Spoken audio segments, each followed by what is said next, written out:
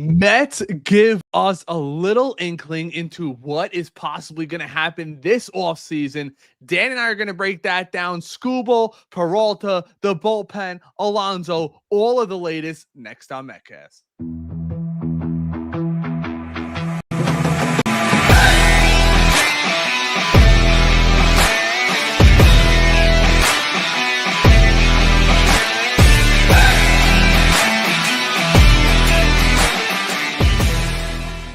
What's going on, Mets family? Welcome back to another episode of Metcast. As always, I am Ray with my co-host Dan Bartels of the New York Post. Make sure you like this video, subscribe, consider becoming a member if you want to be locked in to get in on our live conversations here and with our guests. And forgive me if there's any lag. I'm working with a new camera today. Hopefully going forward, it's all good. But Dan, how's it going on this blessed Sunday?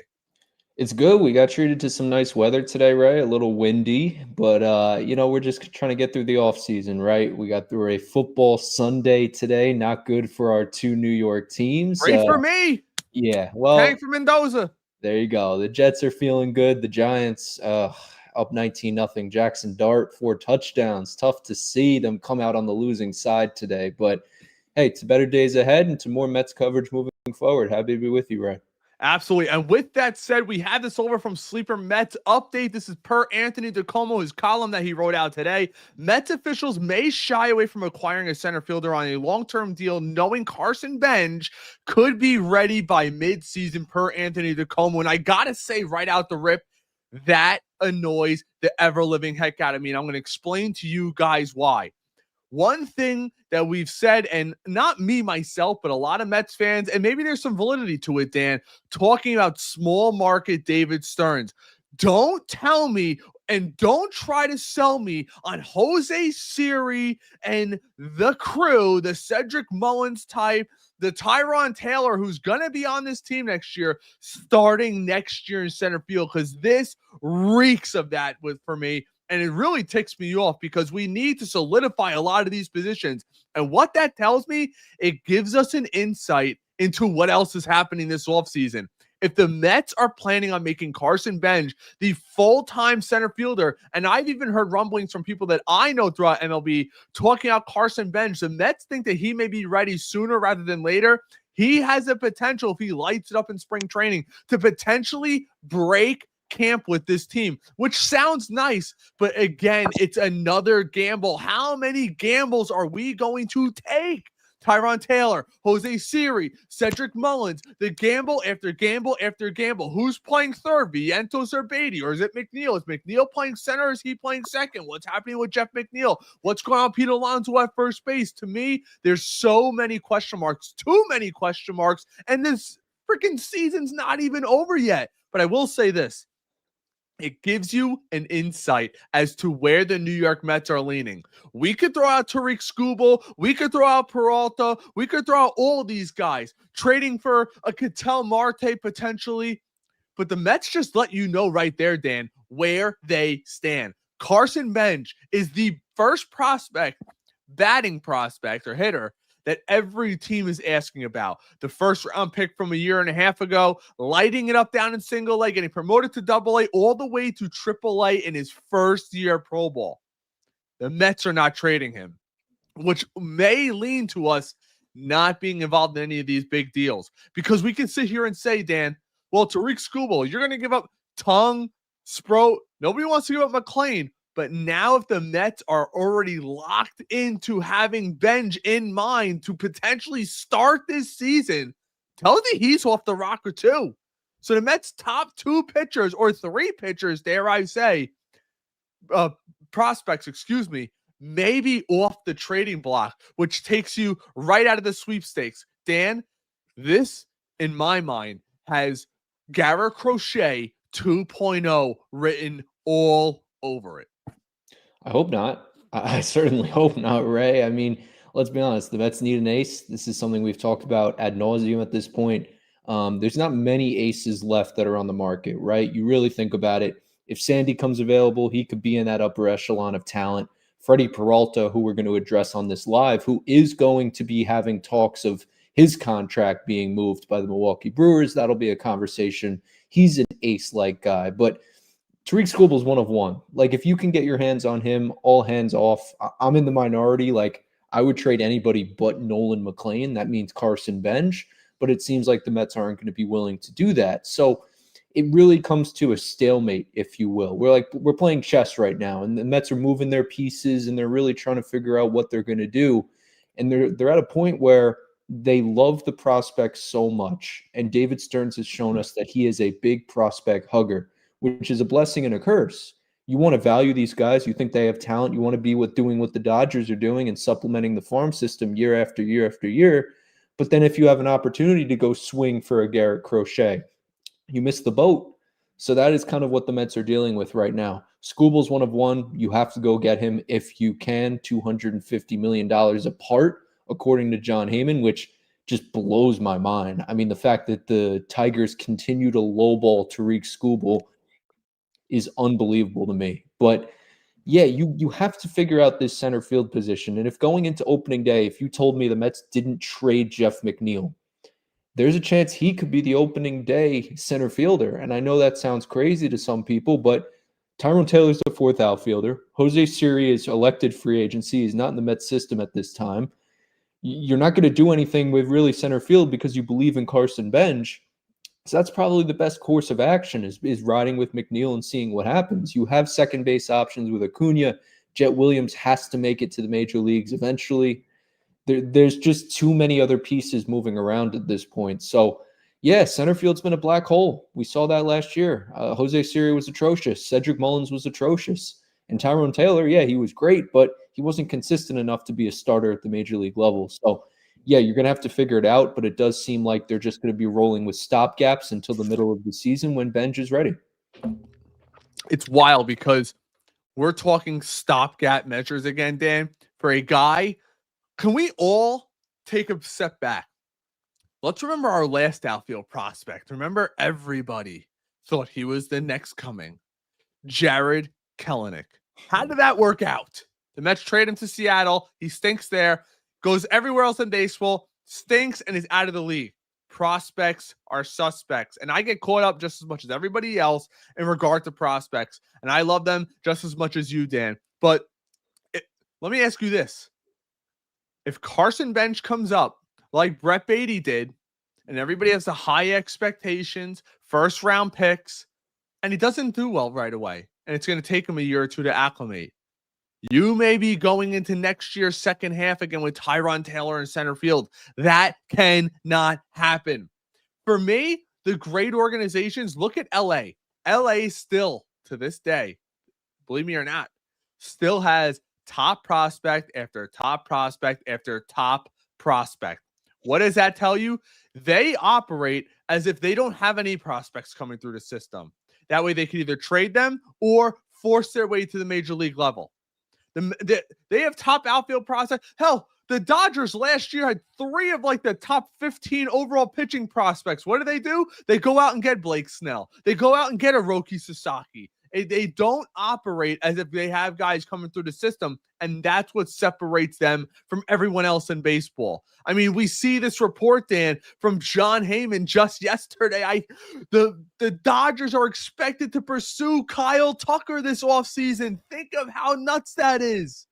Like, let's just address this really quick before we get on to the next segment. Can we talk about how ignorant Dave Roberts is? Coming out when you know negotiations, there's going to probably be a lockout in 2027. You have 1 year left of baseball saying, let's go ruin baseball again. Talk about a more ignorant response than that. You know it's going to happen. I've been talking to a couple of my people that I know, and a lot of suggestions make sense. And I didn't think about this at first, but this was proposed to me by somebody who used to be an executive, we'll put it that way. Said it's plain and clear to me. You make the penalty harder when you get past a certain percentage, but you got to add a certain percent of player revenue.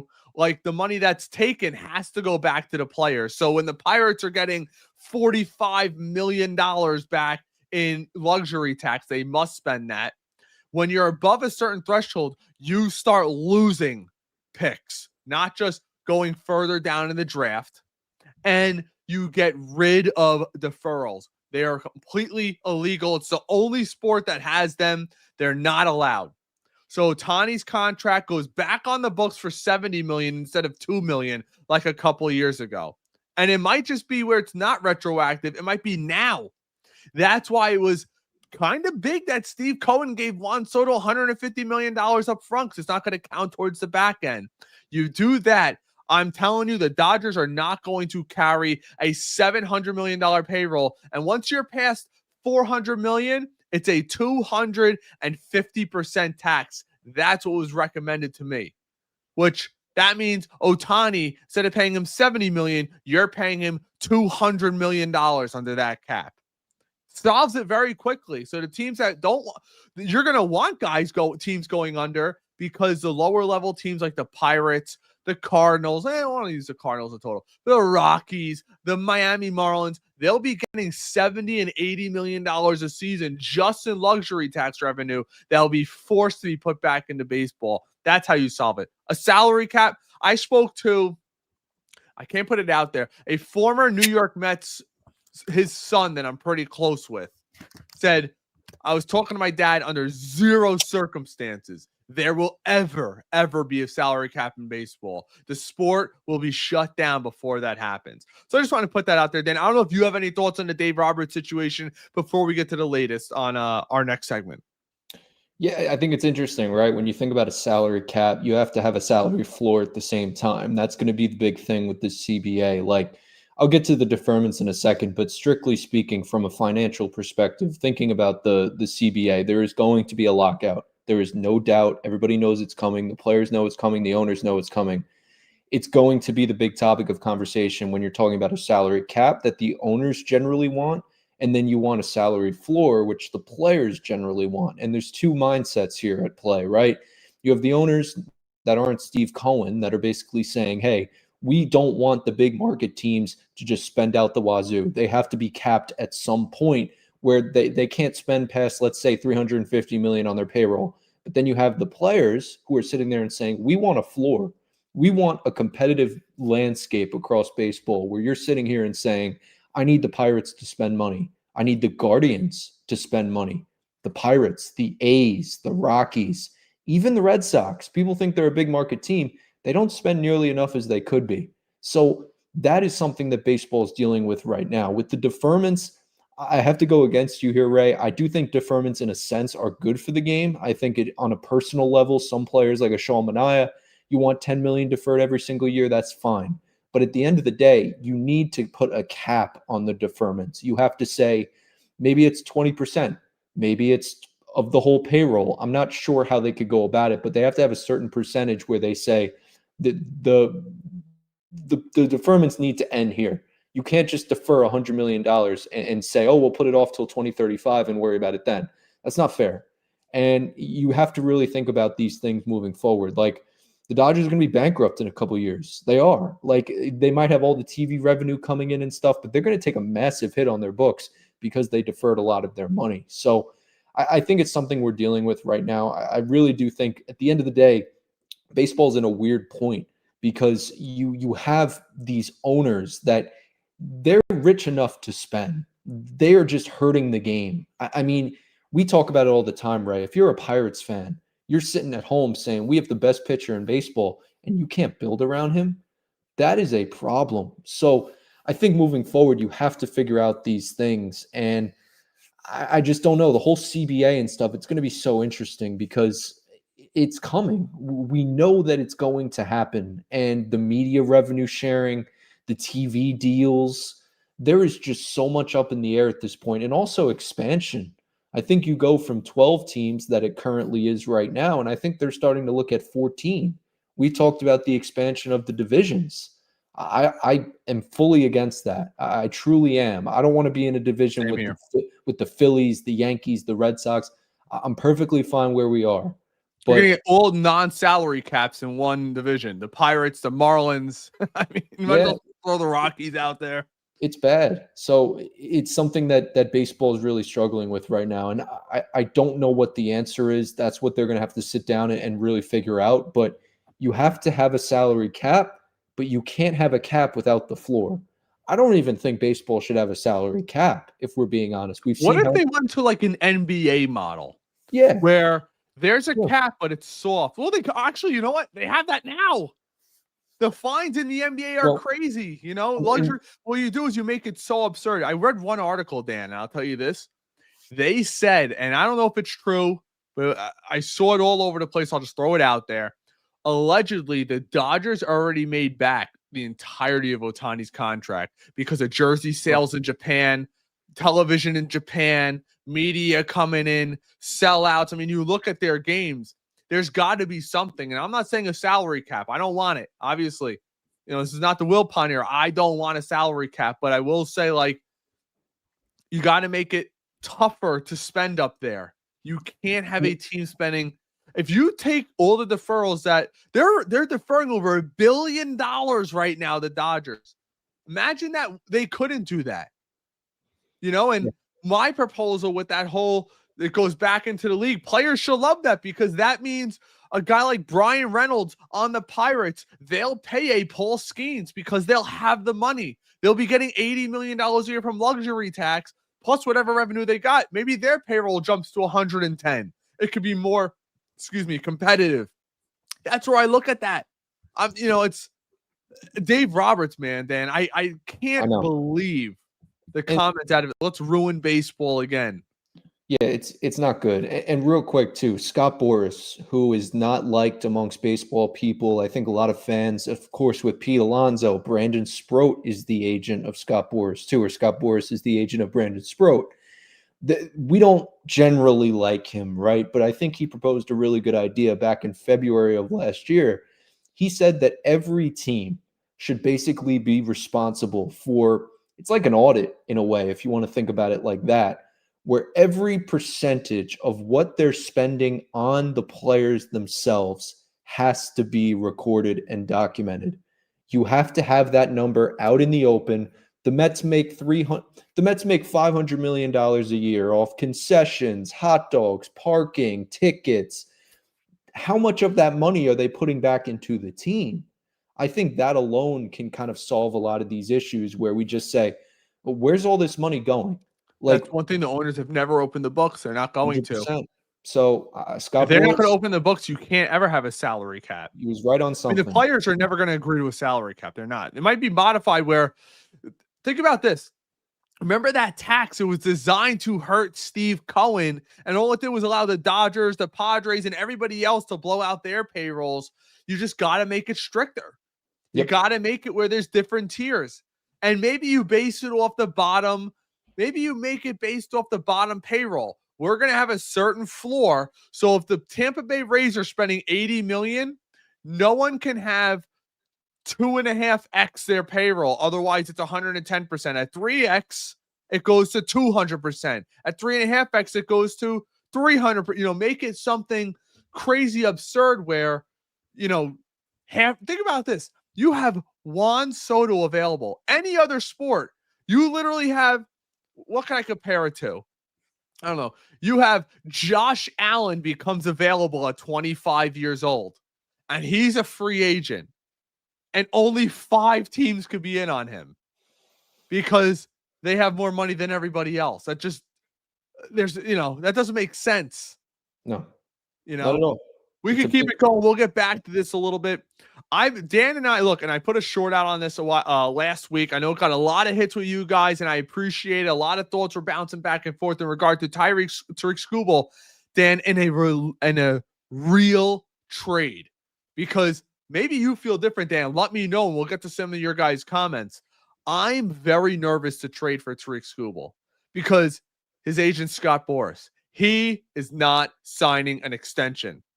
That report, allegedly, Will Salmon came out and said that report was from like last spring. So it could be a little off, that $200+ million. It's only gotten worse now. But are you going to give Tarik Skubal? Maybe he's asking for 12 years and $410 million, $420 million.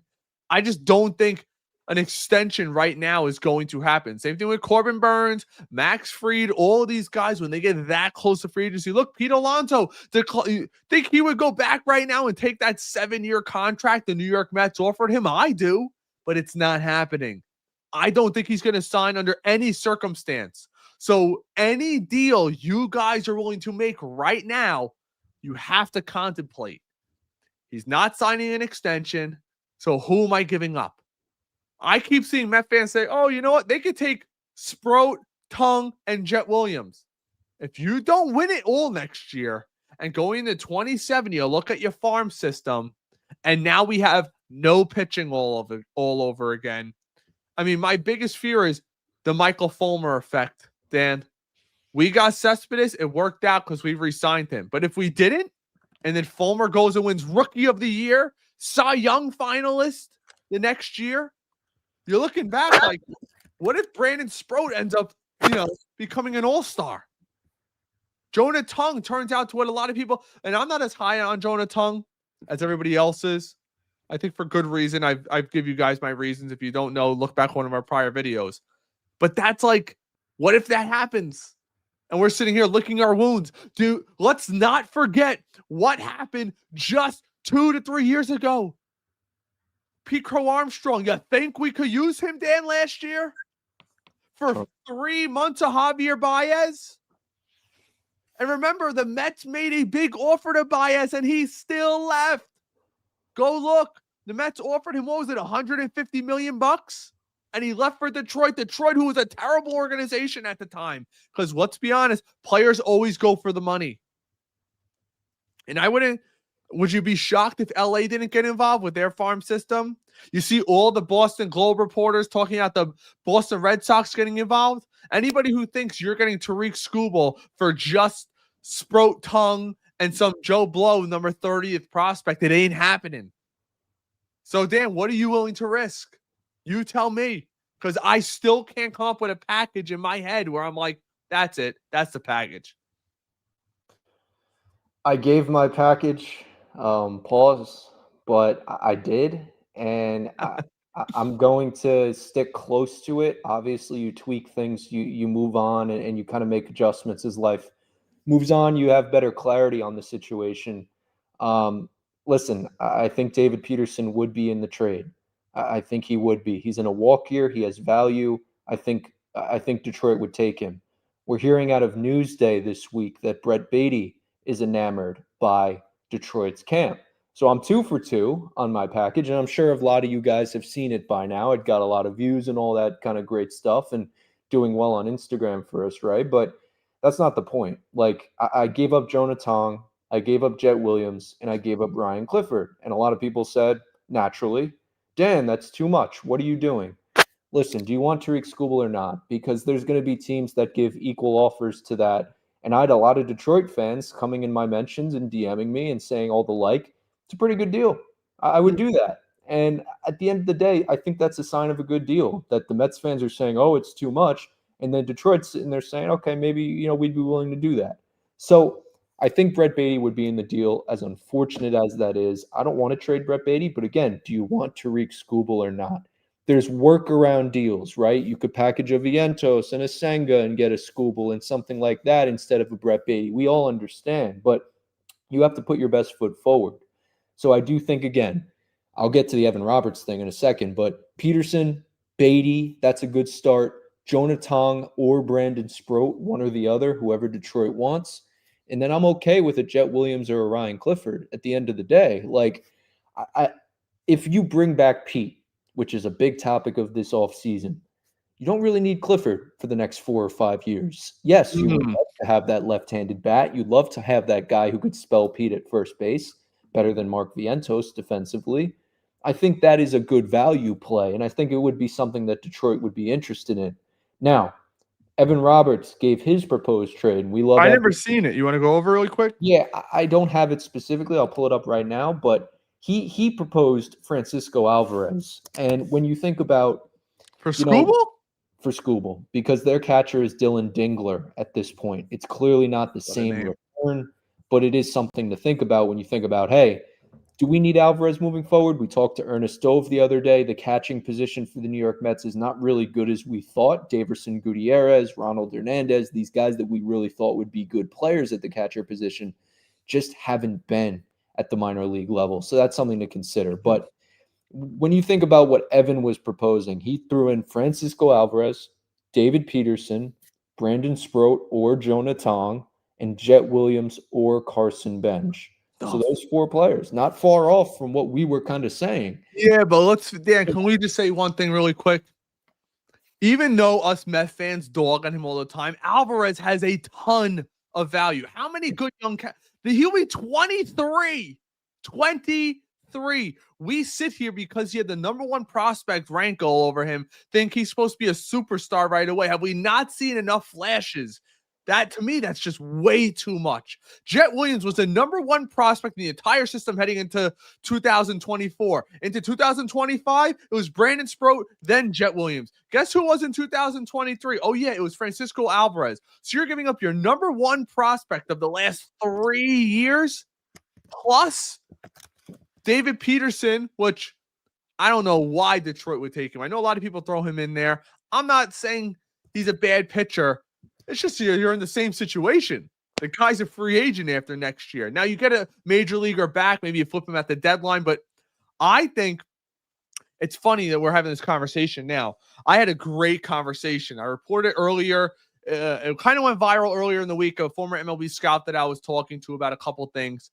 And he's like, from every single person he's hearing, if Detroit, and believe it or not, he said Detroit prefers not to move off of him. They're going to do everything they can, everything they can to sign Skubal to an extension because he is there. To me, what I was told, he is their version of Jacob deGrom. That's how much he's loved by the city. And that's what scares the hell out of me. Because I know, Dan, everybody watching this stream right now, you all know we need a front end starter. And I am petrified that David Stearns, until proven otherwise, because right now we have reason to doubt. Dan, we have reason to doubt this guy. He screwed the pooch when it comes to last offseason. The Frankie Montas, we all knew was terrible. We all knew. And I was yelling at him when it happened. The Sean Manaea blew up in our face. Not acquiring a starting pitcher at the deadline blew up in our face. Ryan Helsley blew up in our face. Tyler Rogers blew up in our face. Cedric Mullins blew up in our face. Having this Jose Series, the big center field acquisition last year, absolutely blew up in our face to the point they release him after 25 at-bats on the season. Do you trust David Stearns to get it right now? I sure as hell don't. Now, I'm not saying he's a bad GM, but I'm starting to question. The flutters are out there. Do I trust David Stearns? He better have a magnificent offseason. Because, Dan, you told me you heard the same thing from the people that you know. 2026 was always the season. Always. They were clear as day in 2024 where we stood. 2025 was the illusion of the year, but it was really all about 26. This offseason better be franchise changing, dare I say. And from everything that I'm hearing, Detroit wants to keep Skubal. Not saying they're not going to entertain a trade. They're willing to listen, just as the Mets were willing to listen to Pete Alonso a couple years ago, willing to listen to all these guys a couple years ago. But if Peralta, who we're going to discuss in a second, gets traded, King signs early, C signs early, and the Mets are sitting at the altar waiting for this to happen. Remember, last year, who was the player, guys? Vladimir Guerrero Jr. There were people who shall remain nameless in spaces with sources. That's why I say you guys gotta listen to us, because we don't make things up, actually. Oh, he's a lock to be traded before the season. And what do we hear? Once spring training started, he didn't want to negotiate. Still got done. There were teams out there waiting for Vladdy. And I'm scared we're going to be there saying, here's our offer for Skubal. We let everything else go. And next year's opening day starter is Sean Manaea, Kodai Senga, Noah McLean, Brandon Sproat, Jonah Tong. And we're sitting there saying, what the hell happened this offseason? This stuff needs to happen early. And that's why I want to bring up this little report that we had. Andy Martino spoke about it. Before you get to that, I just want to give you Sure. credit, Ray, because Everyone who's watching now, you're a fan of Metcast. We appreciate you being here from the bottom of Absolutely. our hearts.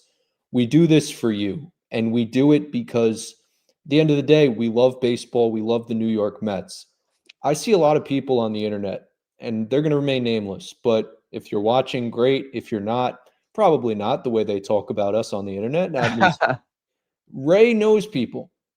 I Yeah, know people. it's been a We're while. not just getting up here and just talking out of our ass. So I think at the end of the day, we need to understand Ray works very hard. I see it firsthand. He knows what he's talking about. We don't know everything, right? Don't take our word as gospel. We can't tell you who the Mets are going to have going into 2026, but we have a better idea than the average Joe on the street. So just take that for what it is. We appreciate everybody being here, and I had to give my guy Ray his I flowers. appreciate that, Dan. Listen, it's trying to prove yourself to people that don't want to have open ears. Be quick to listen, they say. You have 2 ears Update. and 1 mouth, so Yes, from Sleeper. The Mets would love to have their ace pitcher as soon as possible per Martino. That tells me, look, it may not be catastrophic reporting, but I'm hoping, really hoping, David Stearns learned from last offseason. That Pete Alonso stuff could have been catastrophic, Dan. If we heard breaking news, Alonso signs with the Blue Jays, and we were stuck with Mark Vientos last year. Imagine you thought we had a bad record last year. We would have missed the playoffs by 20 games. Like, Pete's imperative to have return. And everyone says, oh, you don't want him back. Yeah, I want him back, but on a reasonable deal. I'm not giving him 7 years. 5 years, sure. I see some people talking about Murakami in the comments. Totally get that. And I'm actually with Kev here. Kev says trading for Skubal without an extension would be like the Yankees losing Soto. All of those assets for 1 year is dumb. And that's one thing I said in my short the other day. Do you think the Yankees would have loved to have Michael King instead of Rodon this past season? You think they would have liked to have him in the playoffs when Rodon's given up, 8 runs in 4 innings? That could have been a game changer. Imagine Michael King or Rodon coming out of the pen and not blowing it for the Yankees like this past season. That's why you got to be so careful. Now, the Yankees are great at one thing. I always give props when they're due. They know how to talk up a prospect. And the league always falls for it. I mean, Dalby Garcia was Pedro Martinez. I was told, I was like, well, the guy's throwing 92. What do you mean he's Pedro? Pedro threw 100. But it's like, that's what they do. David Stearns is great at identifying young talent. He's had 2 drafts, and so far they look pretty damn good. Carson Bench, late first-round pick. Mitch Voigt, out of the first round. Our first-round pick last year was at 33, 34. Looks pretty damn good. That's what he's brought in here to do. You look at the kid that we got from Dominican Republic. His name's Ilian Pena. Looks pretty damn good. But that's what the Dodgers do very well. But David Stearns, if you can't run a big-time offseason, you need to get a general manager in here that can. And a lot of people, Dan, and I don't know what your thoughts are, talk about Carlos Beltran or somebody else like, I want experience. I want a guy who's done it before. I want a guy like, what was it, Mike? Now it's escaping my mind. Rizzo? Yes. From Washington. A guy who's built an organization. He got fired, but look at the guys who they got for Juan Soto. Every single one of them's a contributor. That's what I'm talking about. I mean, this has me very nervous. Dan, you have any comments before we get to your boy Peralta?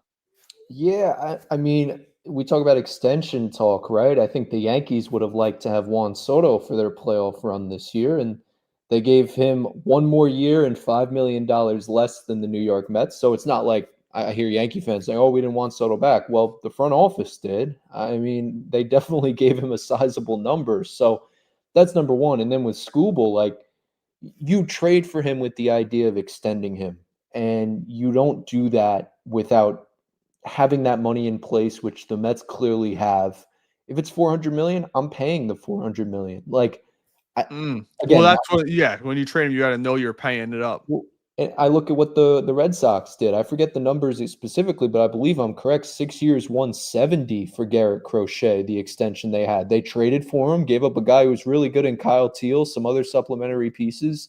They got their guy, and then they extended him. So I think the industry knows that, hey, the Mets are going to be a big player. We heard that from Will Salmon. I think it was just yesterday. The Mets are going to be in on Tarik Skubal. There is no doubt in anybody's mind at this point. But if he comes available, and that goes to your point before, if the Tigers are being honest about competing for a World Series next year, which I imagine that they would, they're a pretty good young team. You keep Skubal and you let him go to free agency. The thing for me is you don't want to lose him for nothing, and that's always the issue. And we'll see if it happens. But the Mets, in my heart of hearts, have all the money to do it. I think they would. And I think they're going to be a top player to trade for him because they have the monetary value to extend him. That's the bottom line. I mean, there is no price big enough to pay for Tarik Skubal. He is one of one behind Paul Skeens. 6 WARs his past 2 seasons. This guy's never pitched over 110 pitches. Guess what? He doesn't have to pitch over 110 pitches. He doesn't walk guys. He throws 100 miles an hour. He strikes out the world. And he has that energy to him that belongs in New York, right? The same way, football aside for a second, but Daniel Jones wasn't built for New York because he didn't have that swagger, that edge. Because he was mute? Well, right. And Jackson Dart is, and you see that with Tarik Skubal. Like, he has that edge to him. He comes off the mound screaming and yelling. Like, that's what I want in Queens. So I do think the Mets have the money. They're going to pony up this offseason, and they're going to do whatever they can to get Skubal. Let me ask you this. You trust David Stearns to extend him to 10 years? Absolutely. After all we've heard was Corbin Burns, no. Max Fried, no. Guys who didn't have to spend a prospect on. He's going to give him 10 years. I trust Steve Cohen to do it. I trust David Stearns will listen to Steve Cohen and say, hey, the wallet's open. Do what you have to do. And if Stearns doesn't, I question everything about him, because if you're thinking there's a better pitcher that's coming up the line in the Mets system, Will Watson, RJ Gore, you got to miss me with that, because I have a bridge to sell you. Skubal's the best thing we might see since Jacob deGrom and Doc Gooden in this town. So keep that in the back of your mind. And Matt Harvey in the heyday. Yeah, well, you know what? Maybe for the sake of it, you get one last big deferral in there. Will Skubal sign and you pay him $30 million a year and you defer $10 million a year to 2090, like they did with Ohtani? We'll see. Well, let's get to our next segment, guys. While we transferring, do me a favor. If you're watching this video right now, smash that like button. It helps us more than you could imagine. Also, if you want to get your comments read, guys, we don't read over on X. It's a pain in the tuchus. So if you want to get your comments read, head over to Facebook or YouTube and get in there on the live. Also, I'm not this pale, by the way, guys. It's just the light. Yeah, I noticed a lot of people dogging. My new camera gives me this lush tan, so it makes Dan look even worse, which is great for me, of course. Yes. Let's see, right? Oh, okay, so this is what I wanted to get to. The big name this offseason is Freddy Peralta, the fallback option, the plan B that our New York Mets seem to always end up with. Outside of Juan Soto, let's not get Matt, who's the left fielder that went to the Cardinals, Dan, years ago? To the Jason Bay.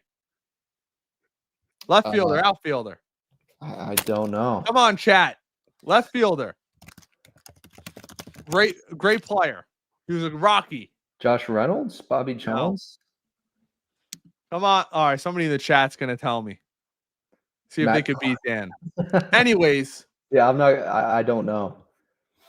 Holiday. No, was it Matt Holiday? Well, we didn't get him instead. We got Jason Bay instead of Matt Holiday. That's what I was thinking out. Okay. No, let's not go for the guy who's a borderline Hall of Fame talent. Right. Let's go after Jason Bay. Let's not go after JT Realmuto. Let's bring in James McCann. Oh, my gosh. Dan, let's not bring in Max Fried. We got Sean Manaea in the building. We always get number 2. Outside of Juan Soto, got to preference that. But 9 times out of 10, we get the 2 guy. Why bring in somebody we could bring in Luis Severino, Dan? or Jose Quintana. We got David Peterson. We don't need Corbin Burns. We always get second fiddle. And my biggest fear right now is that we end up trading for Freddy Peralta. And let me explain this really quick before everybody jumps on me. Freddy Peralta, nice pitcher. Great year. 2.7 ERA, 17-5, 33 games. Always plays a full season the last few years. His whip's low, 107.5, right? So does that mean we just ignore the years prior? Because you're going to give up an ace haul. Because you know what this tells me, Dan? And so it's funny because the former scout that I was talking to, he said, don't be surprised if you see a couple of lower level teams that are trying to win now get involved. He mentioned the Houston Astros. He mentioned the Baltimore Orioles. Teams of that nature. If Seattle loses, San Diego's about to lose Michael King and Dylan Cease. You think they're not going to be involved? And yes, we have better farm systems, and it's easier to say that. But now you're talking about, instead of saying you're not giving up any of these pitchers, maybe you're swapping Jet Williams straight up for a guy like that. It changes the entire perspective. So before we all run to the altar for Freddy Peralta, last year I read you his stats. The year before, in 32 starts, a 3.68 ERA. His whip, over 1,200. The year before that, 3.86 or 3.68, 3.86. So he's had over a 3.5 ERA 2 out of the last 3 years. You get, if I'm going to pay big, go for Skubal. Get me the guy who does it every single year. And you know, it's almost like when the Yankees signed Garrett Cole. You knew it didn't matter what they gave up because he was going to be a rock star for them. That's what Tarik Skubal is. I could see a world where we get Peralta and he's back to a 3.8 ERA. Because if you combine his ERAs over the last couple of years, his ERA's in the low threes. 3.2, 3.3. Am I paying probably a Brandon Sproat and Jet Williams for that? Are you, Dan? Michael King's out there. I'd rather gamble with him. I'd rather gamble with a Dylan Cease. I'm not saying Peralta's not a nice pitcher, but it's a drastic fall. He is not, in my mind, a legitimate number one until I see him do it at least 2 years in a row. We were all calling Senga an ace. Hey, Met fans, how many of you guys told me I was nuts to think Sean Manaea was not an ace last year? I need to see more than 1 year. We need to learn our lesson. History cannot repeat itself. Peralta may have a great year next year, and we'll see him in free agency in 26. But I am not giving up the King's ransom that it will be required of to get a guy like that. He's going to be making like $8 or $9 million next year. I expect everybody, the Red Sox, potentially the Yankees, we're not sure yet, but maybe the Dodgers, San Francisco, they're going to be a team looking to build right now. They feel they got a lot of young pieces, including our former Met over there and Drew Gilbert. San Diego is going to be retooling. See any of the Central teams. Maybe Milwaukee does make an offer. Maybe they want to compete. If you're Milwaukee, Dan, how do you justify trading a Freddy Peralta and not getting a King's ransom back? You were a couple games away from the World Series. How do you justify that to your fan? That is as though the New York Mets last year, think about it. That's like us trading David Peterson last offseason. We would have lost our minds. Yeah. And then we'll get to some of your guys' comments. I mean, and then I have a quick share screen thing if I could, Ray, for 2 seconds. Sure. This is why you go after a Skubal if you can, because if you're going to give up a big package, you do it for a guy who you know is a proven player.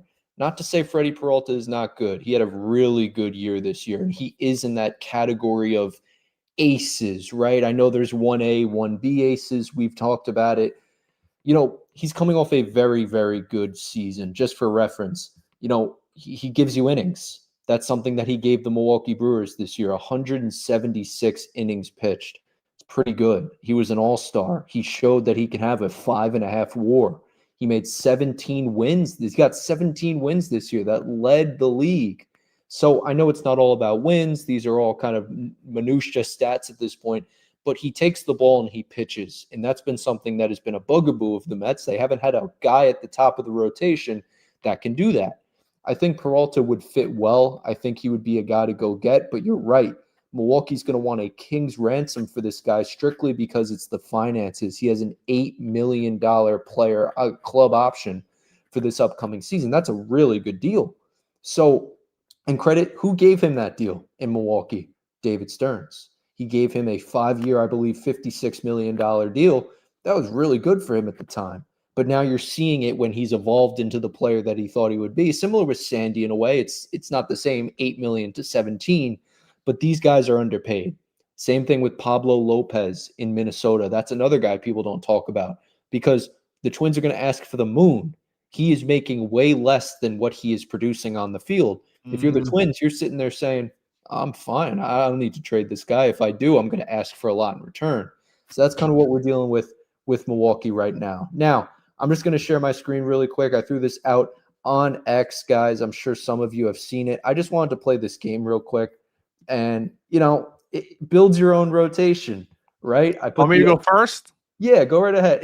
And keep in mind, Ray, like you have the Mets rotation as is. You can swap out players as you wish, but you only have $10 to spend on the rest of the rotation. It's a tough one. I'll take 3 guys. Okay. Skubal, Ranger Suarez, and Zach Gallen. Okay. So I'm with you on the Skubal. $5 spent. I have $5 to go. Yeah, let us know in the chat. I would be really interested to know what you guys think of this. Yeah, and I threw Woodruff down there in the $1 one because, again, you want Chris Bassett down there. Like, I kind of threw a guy that could be worth your time. I put Skubal, $5. Joe Ryan would be my $3. And then I'd probably go with Dylan Cease. And I would keep Nolan McLean. And I would probably keep a Sproat or a Tong, see a Senga, see a Clay Holmes to the pen or whatever you want to say. And then, we'll ride it the way how it goes. But, yeah. I wrote Skeens. How much is that? I know, guys. I wish I could put Skeens up there. I put DeGrom up there first, but we'll read some of your guys' stuff that you say. Yep. Give us your money pick really quick. There we go. Go ahead. So I said Skubal, Joe Ryan, and Dylan Cease. Burns, New York agrees with you. Brad says Skubal, Joe Ryan, and King.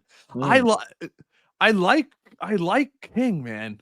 I just think like we've seen him do it in New York, and I saw Explosive had a comment earlier. See if I can find it really quick. I was reading, which I agree. We don't know. Giving someone $400 million worries me. If this guy can't pitch in New York, we are in trouble. I totally agree.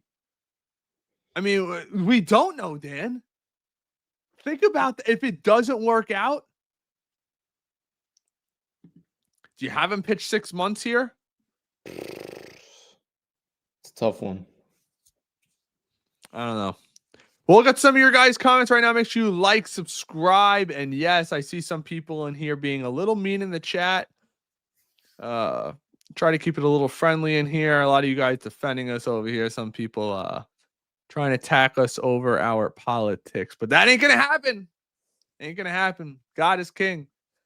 Brad says, let's go Mets. Going to be a big offseason. Your lips to God's ear, my friend. Zach, what's going on, bro? Hope all is well with you. Jimmy, let's go, Uncle Steve. D-Tech says, love Benj. They better not trade him. You got to give to get. That's what we always say, right?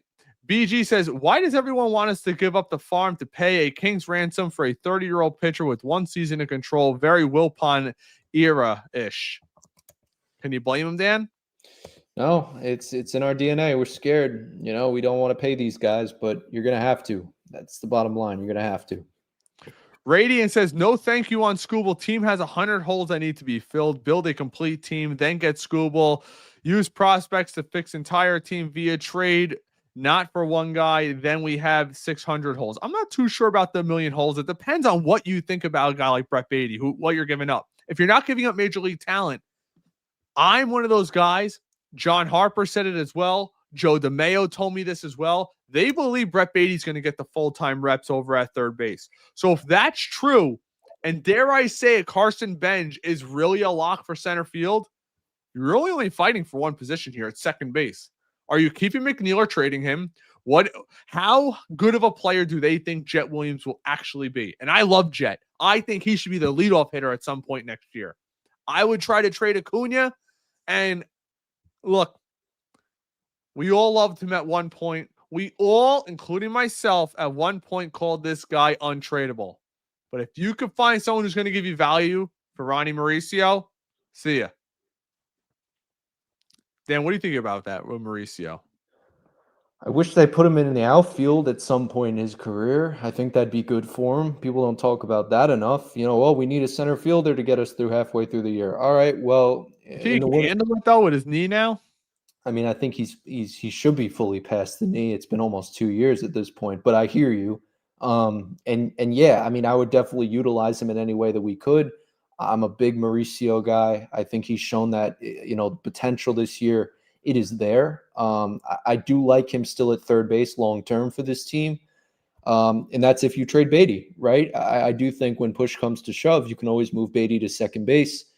But Mauricio has a lot of issues right now. Like you said, the injury, can he play the outfield, which doesn't seem to be likely happening? And then can he hit from the right side? That is another part of his game that we're still waiting to see. So maybe he pulls a Cedric Mullins in 2021 and says, I'm abandoning the right side forever. And I don't know, but I'm a big Mauricio guy. I think it would be a mistake to trade him. But if you have to do it. What is their control on him? I mean, it's for the next, 4 years now? I'm not totally. Maybe you're right. It might be right. I forget when his clock started. But what? 20, they didn't even list it. Oh, he might not have had time. Free agent 2030. So he has a while. Okay, yeah, we got time. All right, one of my good buddies over there, Robert Bonilla. Great show, Ray. I'm enjoying it. Keep it up. Good work. And yes, I definitely want Tarik Skubal on my team next year. Bobby, goes to every single game. Good to see you there, bro. Look forward to seeing you. I'm working, and I'll invite Dan probably off camera. I could do it now. I don't know. My wife is due to have my second daughter in mid-December. Around December 18th, baby might be a little bit coming early, and I definitely want to get to the QVC this year. The Queens Baseball Convention. I wanted to go last year, meet a lot of you guys, a lot of the guests that we have on this show that I've never got to meet in person. I would love to meet up with them. So I'm going to do my best to get it this year. I believe it is December 13th in Queens, 7 p.m. I would love to be there. I'm going to do my best to be there. If you guys are going to be there, hit me up on Facebook or X, and I love to meet a lot of our people over there. Get some photos, talk some Mets. Hopefully by then we make a big move. Things will be exciting, but I know last year, I believe Kerry Collins went, Joe DeMayo, all the guys over at SNY, a bunch of the former players were there. So it's just a good thing all around. So I'm looking forward to going to that this year. Dan, I don't know if you can make it down. Yeah, I will be there. Not that Queens baseball, everybody, but yes, I will be there. Mark Healy invited me. I will be speaking on a panel, I believe. Oh, excuse me. Okay. Let me turn the mic to Dan. No, I don't know the specifics. Like I know, December 12th. I still have to finalize if I'm even able to go. But yes, thank you, Ray. And I would. Do they allow hecklers? I don't know, honestly. It's a first time for me. I've never been, but I'm excited. And I'll have my daughter make a poster. We love Dan Bartels.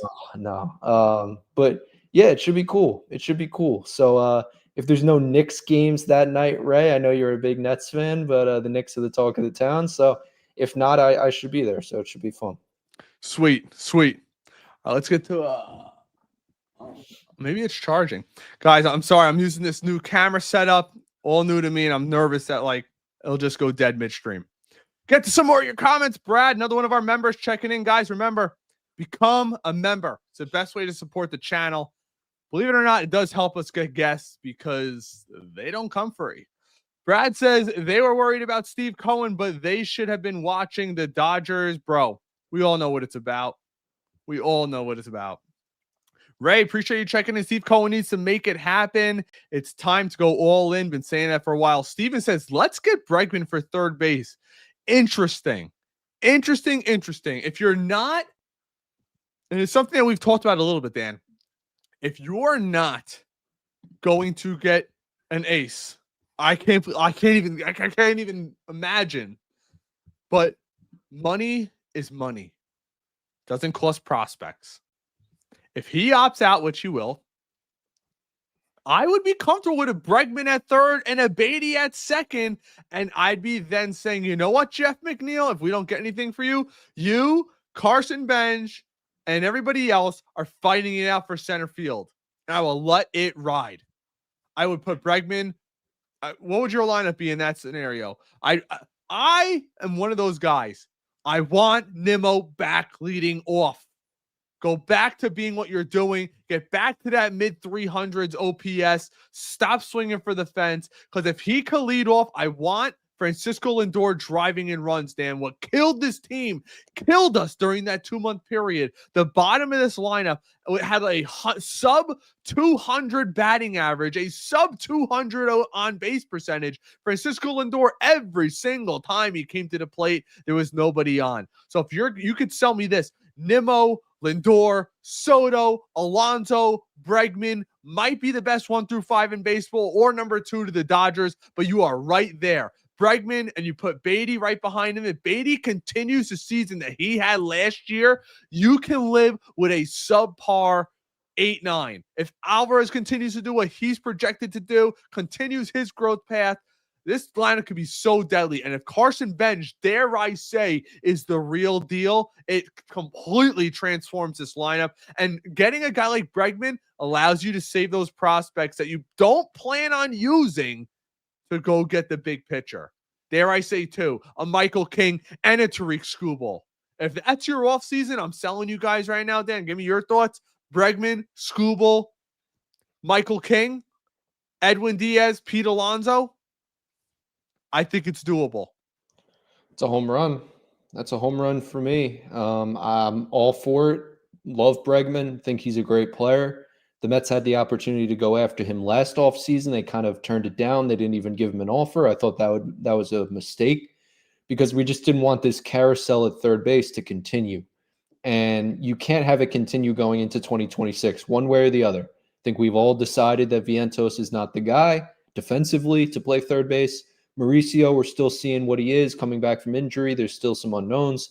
Beatty has proven that he is the guy if we do want to roll with that going into 26. But bringing in a Bregman, he solves a big issue that goes away from the field. He's a leader. And you've talked about this, right? Players gravitate towards Bregman. He is a World Series champion, Fugazi or not. And that's the bottom line. Like, I love Lindor. I feel like I have to say this every live. I love Francisco Lindor. But he is not the caliber of a leader that we're talking about when it comes to Alex Bregman, a guy with a winning pedigree. Lindor's a winning player. He's done great things for the Mets, but he hasn't had that ring to show for it. So I'm not saying it's all about the championships and the bling to get respect, but there's something about a guy like Alex Bregman who commands respect. And, it's Tony Soprano once said, right? He's sitting there, he's talking about business under the umbrellas in that one scene, I believe season 2. He says to get respect, you have to give respect. And Bregman gives respect. He's a guy that, it wasn't easy for him in that transition with Devers, and we saw that, complete mishmash from the Red Sox early on in spring training. But he got the respect because he gave it to his other teammates. And I don't know. I just think it would be a really good play for the Mets. That would be a winning offseason. I'd still like to throw Freddy Peralta in there because of those connections to David Stearns, but that's a home run offseason for me, Ray. Yeah, it's good stuff. Some people said, did we extend Diaz? I haven't seen anything. The stuff that I put out there, if you read it, it says projection. It's projection from somebody that I got. Know if he's opting out, guys. I'd be shocked if he doesn't. Right. But by him not announcing it yet, Dan, maybe he's saying, you know what? I don't want to go anywhere. Let's work on an extension. Some guys are like that. Look, when he was hurt, all I heard was he was so grateful for the way that the Mets took care of him and didn't blame him for his injury, which some organizations absolutely would. Mm-hmm. Keep it going. Radiant, appreciate that. God is great. Good.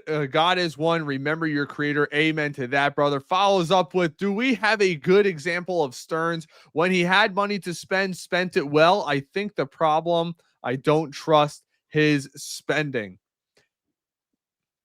Christian Yelich. I mean, it's a thing that everybody goes back to. You have Hader traded away. I mean, do we have that, Dan? No. Again, Can you Stearns give him is credit for Soto? Or I don't know. Yeah, I mean, he's never done it in Milwaukee because he's never had the money to do it in Milwaukee. He kind of lived True. around the margins. Again, the Yelich deal is the big thing, but he got Freddy Peralta for 5 years at a really good contract. He dumped a Lorenzo Cain contract at the 2018 deadline that was bad. He brought in a Mike Moustakas, which really helped that team. So I think there's a lot of things that Stearns has done that are positive, but he's never had the money that he's had in the past to go out and spend willy-nilly. And I just don't think he is ever going to do it the way that we think without the backing of Steve Cohen. So God bless Steve Cohen, and quickly too gave $1 million to New York City schools. He continues to be the best owner in sports.